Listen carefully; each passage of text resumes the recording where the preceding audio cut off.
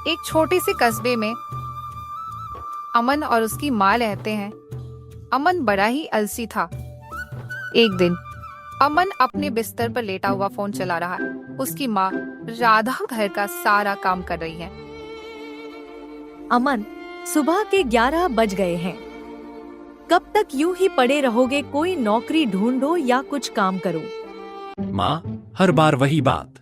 कल कर लूंगा, अभी तो मैं जवान हूँ, आराम करने दो ना। राधा चिंतित होकर उसे देखती है और अपना काम करती रहती है। अमन घर से बाहर अपने दोस्त कबीर से मिलने निकल जाता है। अमन और कबीर एक कैफे में मिलते हैं। कबीर पेशेवर और आत्मविश्वास से भरा हुआ दिखता है, जबकि अमन लापरवाह और बेपरवाह नजर आता है। अमन, कैसे हो? कॉलेज के बाद पहली बार मिल रहे हैं। क्या कर रहे हो आजकल? कुछ खास नहीं, बस मजे कर रहा हूँ। और तुम बताओ, क्या चल रहा है? बस मजे हैं। अमन, जिंदगी किसी का इंतजार नहीं करती। तुम्हें समय की कद्र करनी चाहिए। मैंने मेहनत की और आज मेरा अपना बिजनेस है।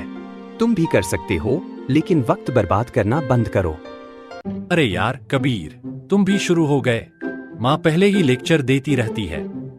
कबीर सिर हिलाता है और अपनी बात पर अडिग रहता है, लेकिन अमन उसे नजरअंदाज कर देता है। एक शाम अमन बाजार में टहलते हुए एक पुरानी घड़ी की दुकान पर पहुंचता है। जिज्ञासावश वह अंदर जाता है और घड़ी साज चाचा जी से मिलता है। आओ बेटा, क्या चाहिए? अमन एक पुरानी घड़ी उठाते हुए, क्या ये घड़ी चलती भी है? ये कोई साधारण घड़ी नहीं है। ये तुम्हें समय का महत्व दिखा सकती है। क्या इसे आजमाना चाहोगे? क्यों नहीं, दिखाओ तुम्हारी जादुई घड़ी क्या कर सकती है। अमन घड़ी को देखता है। घड़ी चमकने लगती है और अमन को चक्कर आ जाता है। वह बेहोश हो जाता है। अमन खुद को एक जर्जर घर में पाता है। घर बिखरा हुआ है और वह खुद बूढ़ा और थका हुआ दिखता है। दीवार पर टंगी कैलेंडर में साल 2045 लिखा है। अमन घबराते हुए, यह क्या हो रहा है? मैं कहाँ हूँ? वह अपने चारों ओर देखता है। उसकी माँ की तस्वीर एक दीवार पर टंगी है और वह उस पर माला चढ़ी देखता है। उसकी आंखें भर आती हैं।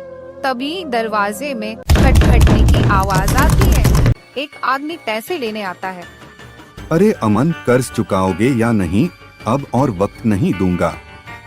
कर्ज? यह कैसे हो सकता है? और यह कैलेंडर में इतनी आगे की तारीख, यह कैसे मुमकिन है? अमन को धीरे धीरे एहसास होता है कि उसकी लापरवाही ने उसका सब कुछ छीन लिया है। वह घबरा कर चिल्लाता है। अमन चिल्लाते हुए वर्तमान में लौटता है। घड़ी अब उसके हाथ में नहीं है। वह पसीने से लथपथ होता है। मुझे समय की कीमत समझ में आ गई। अब मैं माँ की मदद करूंगा और अपनी जिंदगी सुधारूंगा। अगले दिन से अमन मेहनत करने लगता है। वह अपनी माँ के साथ काम करता है, नौकरी ढूंढता है और धीरे धीरे उनका जीवन बेहतर हो जाता है। एक साल बाद अमन और कबीर एक बार फिर मिलते हैं। इस बार अमन आत्मविश्वास से भरा और खुश नजर आता है। अमन, तुमने वाकई कमाल कर दिया। अब मैं तुम्हारे बदलाव पर गर्व महसूस करता हूँ। कबीर, तुम्हारी सलाह और उस जादुई घड़ी ने मेरी आंखें खोल दी। अब मुझे पता है कि समय से कीमती कुछ नहीं है। समय का सदुपयोग करें, क्योंकि बीता हुआ समय कभी लौट कर नहीं आता।